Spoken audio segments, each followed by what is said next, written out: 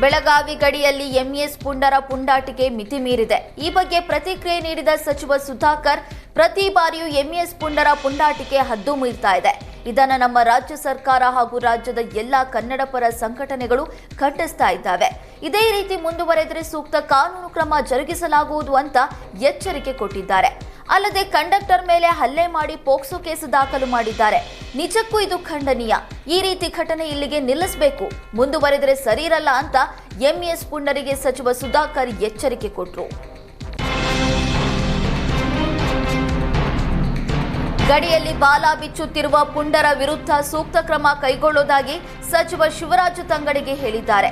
ಕೋಲಾರದಲ್ಲಿ ಮಾತನಾಡಿದ ಸಚಿವ ಶಿವರಾಜ ತಂಗಡಗಿ, ಮರಾಠ ಪುಂಡರಿಗೆ ಈಗಾಗಲೇ ಎಚ್ಚರಿಕೆ ನೀಡಿದ್ದೇವೆ.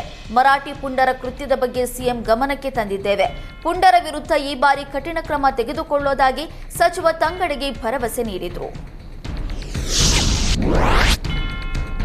ಮಹಾರಾಷ್ಟ್ರ ಕರ್ನಾಟಕ ಗಡಿಯಲ್ಲಿ ನಾಡದ್ರೋಹಿ ಎಂಇಎಸ್ ಪುಂಡಾಟ ಎಲ್ಲೆ ಮೀರಿದೆ.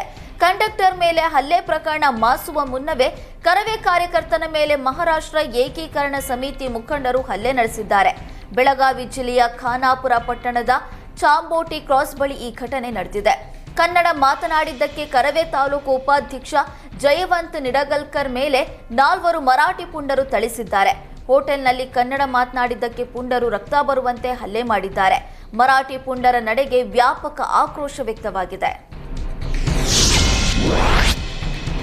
ಮರಾಠಿ ಪುಂಡರಿಂದ ಹಲ್ಲೆಗೊಳಗಾದ ಕಂಡಕ್ಟರ್ನನ್ನ ಮಾಜಿ ಸಚಿವೆ ನಟಿ ಉಮಾಶ್ರೀ ಭೇಟಿಯಾಗಿ ಆರೋಗ್ಯ ವಿಚಾರಿಸಿದ್ದಾರೆ.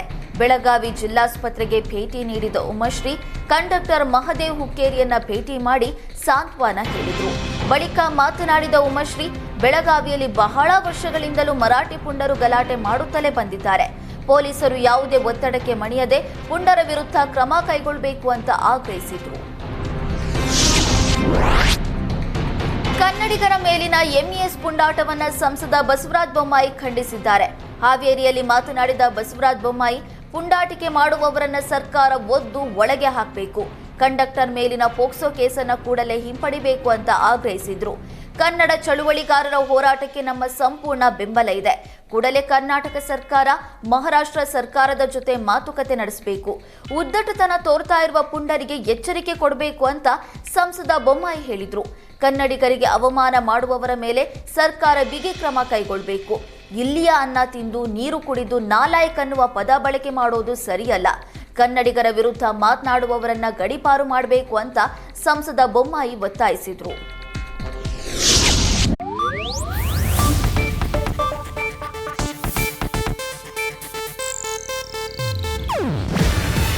ಇದು ಏಷ್ಯಾನೆಟ್ ನ್ಯೂಸ್ ನೆಟ್ವರ್ಕ್ ಪ್ರಸ್ತುತಿ.